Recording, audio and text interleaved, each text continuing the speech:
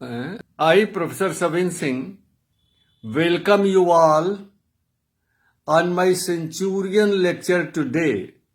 मैं आप सभी लोगों का आज अपने शतकीय व्याख्यान में स्वागत करता हूं। आज हम भारत के द्वीपों के ऊपर चर्चा करेंगे, लेकिन इसके पहले हम ये कहना चाहें कि आज मुझे बहुत प्रसन्नता हो रही है कि मेरे लेक्चर सीरीज का आज 100वां लेक्चर पूरा हो रहा है। कहते हैं ना कि बूंद बूंद करके घड़ा भरता है, बूंद बूंद करके तालाब भरता है, बूंद बूंद करके समुद्र भरता है। इसी तरह से लगातार प्रयासरत रहने से सफलता अवश्य मिलती है। Slow but sure wins the race, यानी धीमा हो लेकिन कंटिन्यूड एफर्ट्स हो, सफलता अवश्य मिलती है। कछुए और खरगोश की कहानी तो आप सभी लोग जानते हो, लेकिन देखिए, मैं 100 लेक्चर आपको, अब 15 मिनट का लेक्चर होता है करीब, अब 100 को 15 से आप मल्टीप्लाई कर लीजिए और घंटे निकाल लीजिए, इतना घंटा मैंने आप पर बिताया है। नंबर 2 कि मैं कुछ छोटा मोटा प्रश्न पूछ लेता हूं आपसे। इसका उद्देश्य जानते हैं क्या है? आपकी नॉलेज टेस्ट करना नहीं है, आपको यह सिखाना है कि गूगल पर कैसे मैटर सर्च करते हैं। आप उस प्रश्न को गूगल पर तरह तरह से बदल करके, इबारत बदल करके आप सर्च करना शुरू कीजिए, आपको उसका उत्तर मिल जाएगा। तो मैं आपको पढ़ने की आदत डाल रहा हूं, ये मेरा उद्देश्य है, ये प्रश्न पूछने का, ज्ञान परखने के लिए नहीं है। आज हम अब बात करेंगे भारत के द्वीपों के ऊपर।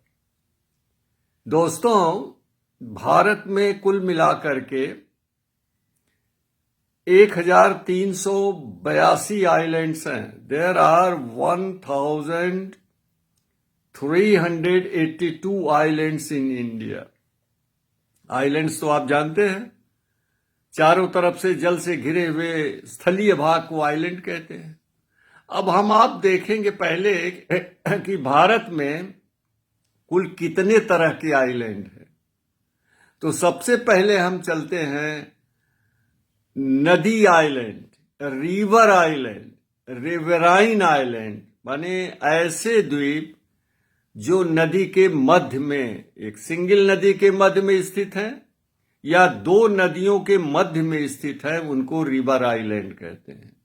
उदाहरण आप सब लोग जानते हो, आसाम में ब्रह्मपुत्र नदी में विश्व का सबसे बड़ा आवासित द्वीप है, the largest inhabited island of the world, और उसका नाम है मजूली आइलैंड, जिसका इस समय क्षेत्रफल 352 स्क्वायर किलोमीटर है, 352 स्क्वायर किलोमीटर। पहले ये 1300 स्क्वायर किलोमीटर से भी ज्यादा था, लेकिन इरोजन के कारण इसका क्षेत्रफल घट गया। एक बात और इसमें जानिए आप कि ये अकेला ऐसा आइलैंड है, नदी आइलैंड है भारत का, जिसको एक जिले का भी मान्यता मिली है। इसको जिला भी बनाया गया है आसाम राज्य का। तो ये है मजूली आइलैंड। और एक और आइलैंड है इसमें नदी में, ब्रह्मपुत्र में, आसाम में, वह है उमानंद द्वीप, उमानंद आइलैंड, या जिसको पिकॉक आइलैंड भी कहते हैं। इसकी भी खासियत है, यह आपकी प्रतियोगी परीक्षाओं के लिए दोनों महत्वपूर्ण है, कि उमानंद और peacock river island is the smallest inhabited riverine island in the world. ये विश्व में नदी में स्थित सबसे छोटा आवासित द्वीप है। तो पहला प्रकार हो गया रिवराइन आइलैंड का, दूसरा है एस्चुराइन आइलैंड का, यानी नदी के एस्चुअरी में जो स्थित होते हैं आइलैंड, उनको हम एस्चुराइन या ज्वार नद मुख द्वीप कहते हैं। उदाहरण है भारतीय राज्य गोवा में मांडवी नदी के अरब सागर में जो ईश्वरी है, उसके अंतर्गत 2 द्वीप हैं। एक का नाम है दीवार आइलैंड, दीवार, दूसरे का नाम है चोराहो आइलैंड। अजब नाम है। अब इसका कुछ नाम उनका लोकल भाषा में होगा, वो चोरी से मतलब नहीं है। चोराहो आइलैंड, जहां पर मैनग्रोव के घने वन पाए जाते हैं। तीसरा प्रकार है लैक्यूस्ट्राइन आइलैंड, यानी झील स्थित द्वीप, जो झीलों में स्थित होते हैं। और केरल में सबसे बड़ी झील है वेम्बानाड झील, जो तट पर है उसके, केरल के वेम्बानाड झील में विलिंगडन नाम का जो द्वीप है, वह झील में स्थित द्वीप है। फिर चौथा जो वर्ग आता है आइलैंड का भारत के, वह है ऑफ शोर आइलैंड, यानी अपतट द्वीप जो है। ऑफ शोर यानी किसी भी भारत के किसी भी राज्य के, कोस्टल स्टेट के कॉन्टिनेंटल शेल्फ पर स्थित जो द्वीप होते हैं, उनको हम ऑफ शोर आइलैंड कहते हैं।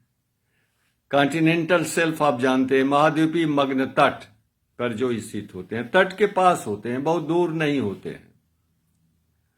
जैसे श्रीहरिकोटा आइलैंड उड़ीसा में है, उड़ीसा या आंध्रा में है, मैं इसमें सही नहीं कर सकता। अब्दुल जो अपने यहाँ जो थे, वो मिसाइल मैन, उनके नाम पर एक द्वीप है। इसी तरह से बंबई ऑफशोर के, बंबई के पास कई जो है वो ऑफशोर द्वीप है। और जो है अगला जो वर्ग आता है वो है सी आइलैंड, हालांकि ऑफशोर आइलैंड भी उसमें आएगा। और वो जो मैं अभी नाम ले रहा था अब्दुल का, वो केजे अब्दुल कलाम आइलैंड है। केजे अब्दुल कलाम आइलैंड, जहां जो कि मिसाइल फायर टेस्टिंग सेंटर है, जहां से मिसाइल को फायर करके टेस्ट किया जाता है। और जो श्रीहरिकोटा आइलैंड है, वहां से सैटेलाइट्स छोड़ते हैं, स्पेस सेंटर है वहां पर। तो लास्ट वाला जो वर्ग है आइलैंड का, उसको कहते हैं आर्कीपिलैजो आइलैंड्स, द्वीप समूह ग्रुप का द्वीप। भारत में इस तरह से 2 बड़े द्वीप समूह हैं। There are 2 major island groups, archipelago. एक तो है बंगाल की खाड़ी में पूरब की तरफ, जिसका इंडियन ओशन तक विस्तार साउथ में चला गया है। यह है अंडमान निकोबार आइलैंड्स आर्चिपिलैजो। और दूसरा पश्चिम तरफ अरब सागर में है, जिसका भी दक्षिणी विस्तार जो मिनिकॉय है, वो इंडियन ओशन तक चला गया है। वह है लक्षद्वीप आइलैंड आर्चिपिलाजो। अब अंडमान निकोबार आइलैंड समूह में कुल मिलाकर के 572 आइलैंड्स है। 572 islands, 572। Out of which 38 islands are inhabited. केवल 38 द्वीपों पर लोग रहते हैं, आवासित है। और ये छोटे बड़े द्वीप जो हैं, उत्तर से लेकर दक्षिण तक जो है, वह ग्रेटर अंडमान तक नीचे तक जो विस्तृत हैं, जो सबसे दक्षिणी भाग है उसको इंदिरा पॉइंट कहते हैं, ये आप जानते हो। और इन जो अंडमान ग्रुप के आइलैंड हैं और निकोबार ग्रुप के आइलैंड हैं, दोनों का अलगाव जो होता है एक तकरीबन 200 किलोमीटर चौड़ी समुद्री चैनल से होता है, जिसको कहते हैं 10 डिग्री चैनल। यह अंडमान ग्रुप के लिटिल अंडमान को और निकोबार ग्रुप के निकोबार आइलैंड को अलग करता है, दोनों के बीच में। इसमें जो अंडमान निकोबार आइलैंड्स के द्वीपों में अधिकांश के चारों तरफ कोरल्स भी हैं। इसमें एक ऐसा द्वीप है जो अंडमान सी में, यानी अंडमान निकोबार आइलैंड के पूरब में जो भाग है थाईलैंड और अंडमान के बीच का, उसको अंडमान सागर कहते हैं। उसमें है बैरन आइलैंड, और ये बैरन आइलैंड भारत का इकलौता सक्रिय ज्वालामुखी है, जिसका 1757 में 1787 एडी में, जिसको अब सीई कहते हैं, इसका उद्भेदन हुआ था। इसके पहले भी हुआ होगा, लेकिन उसका कोई रिकॉर्डेड डॉक्यूमेंट्स अवेलेबल नहीं है। और 1787 से लेके 2020 तक 10 से अधिक बार इसमें उद्गार हो चुका है। More than 10 times the Barren Island has erupted. और एक उसी के थोड़ी दूरी पर है नरकोंडैम द्वीप, जिसपे ज्वालामुखी का उद्भेदन तो हुआ था, इसका लक्ष्य मिलता है रिकॉर्ड, लेकिन वर्तमान समय में पूर्णतया ये प्रसुप्त है, एक्सटिंक्ट हो गया है। अब इसमें से कोई उद्गार नहीं होता है। और एक नार्टंडम है जो वहीं पर बगल में नार्टलैंड जो है द्वीप है, जो भारत का इकलौता जो है मड वोल्केनो है, जो एक्टिव है, उसमें केवल मड निकलती रहती है।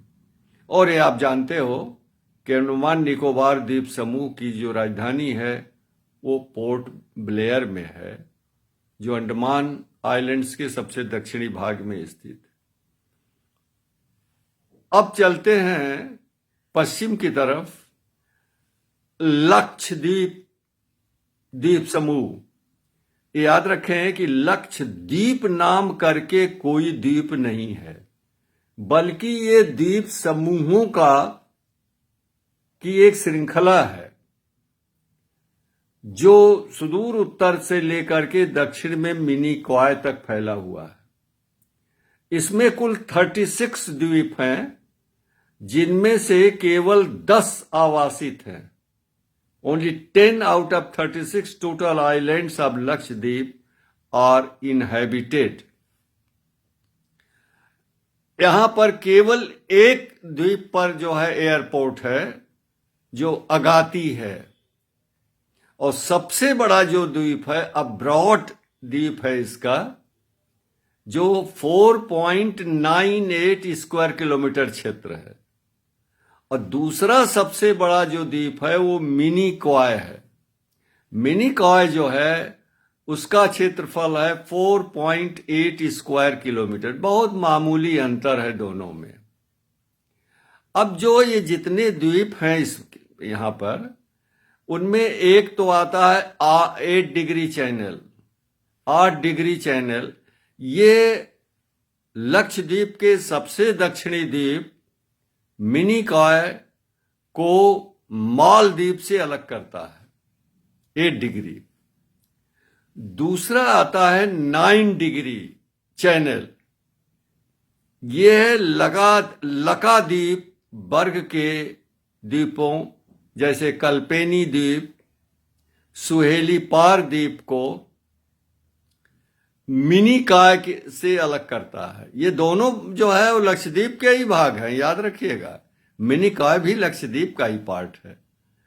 और तीसरा तो 10 डिग्री बता दिए हैं जो अंडमान निकोबार द्वीप से संबंधित है। और अगली जो है चैनल है वो 11 डिग्री चैनल।